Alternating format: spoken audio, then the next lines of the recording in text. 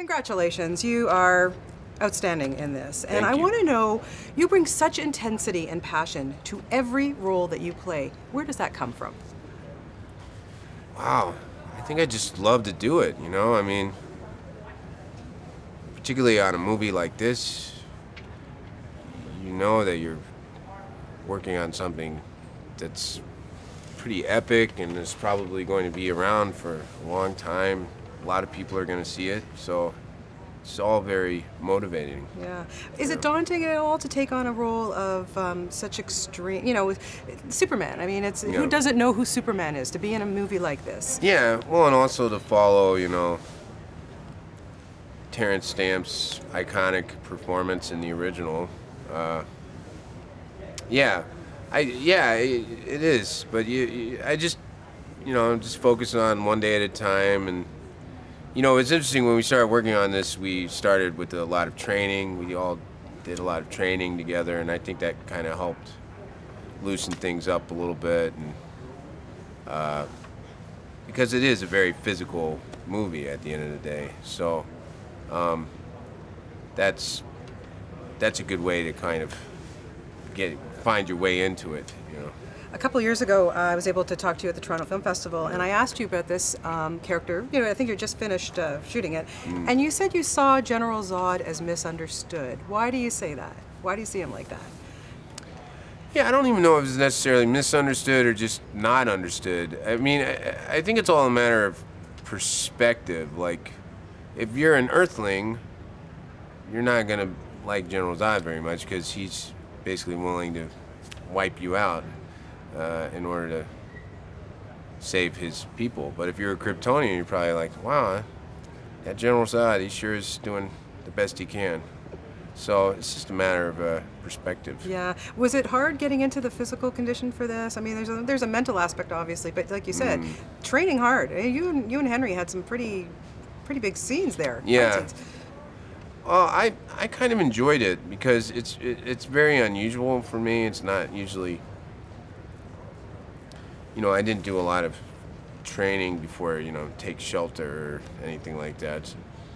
I'm used to doing more maybe cerebral type jobs. So yeah, it was just nice to get into something through the physical side of it, through the body, How was Superman important to you growing up? Was it something part of your, were you a fan?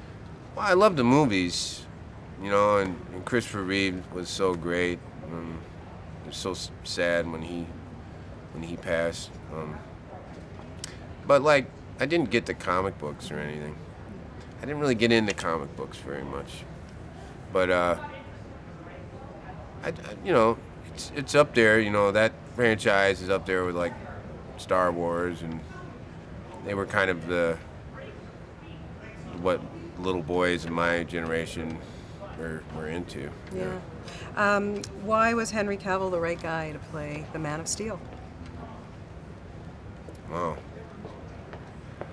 Well, he's very strong, and he's got a nobility about him. I mean, he almost seems like he could be like a prince or something, It's just innate. And he's a very kind-hearted person, and that's genuine. And I think that's what Superman is, he's got a big heart, and Henry has that too. How did you find working opposite him? What was it like to work with him? He's a great scene partner. He's a really good listener, and I loved, one of my favorite sequences to shoot was when I'm explaining to him what's happened and telling him how much I want him to be a part of our mission. And